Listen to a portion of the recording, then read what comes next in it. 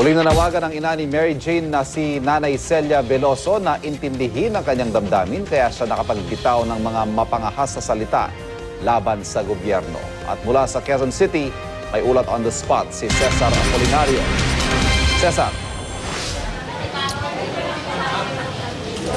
Umiiyak na nanawagan, Ivan, itong si Celia Veloso sa mga netizen na intindihin ang kanyang pamilya at mismo siya, lalo na itong mga nakaraang sinabi niya sa gobyerno na maniningil siya sa administrasyong Aquino.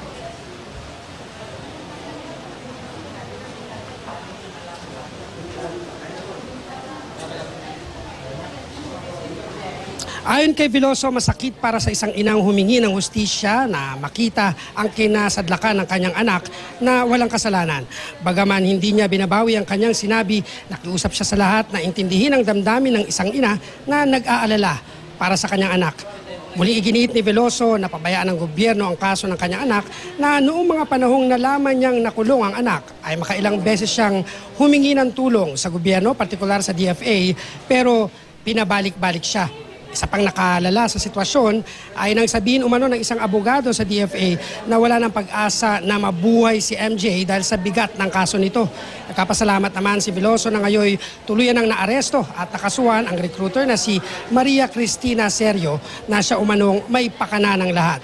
Isa raw si Serio sa nagsabi sa mga taong pumigil sa kanila na magsalita sa media para itago ang kaso ni MJ. Kasamang dumalo sa misa ang ilang kaanak ng mga Veloso at mga miyembro ng 8 church organization na tumutulong sa pamilya Veloso at nagtutulak para mailigtas si MJ sa kamatayan, lalo't hindi pa tapos ang pakikipaglaban ni MJ.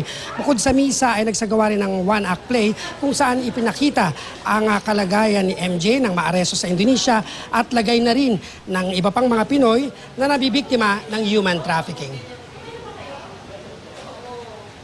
Nag-iisa yung akong babae doon. Mga lalaki, lahat po lalaki nakukulong doon.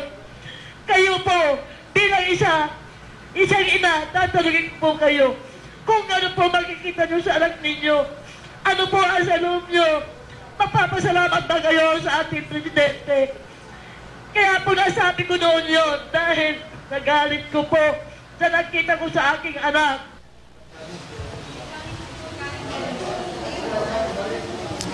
Sa ngayon, Ivan, ay kumakain na itong mga dumalo sa misa. Katatapos lang kasi ng misa, kani-kanina lamang. No? At ngayon ay kausap ng pamilya Veloso ang kanilang abogado. At narinig natin na yung pakikipagpulong kay Secretary Laila de Lima ay sa May 8 pa mangyayari. Balik sa iyo, Ivan.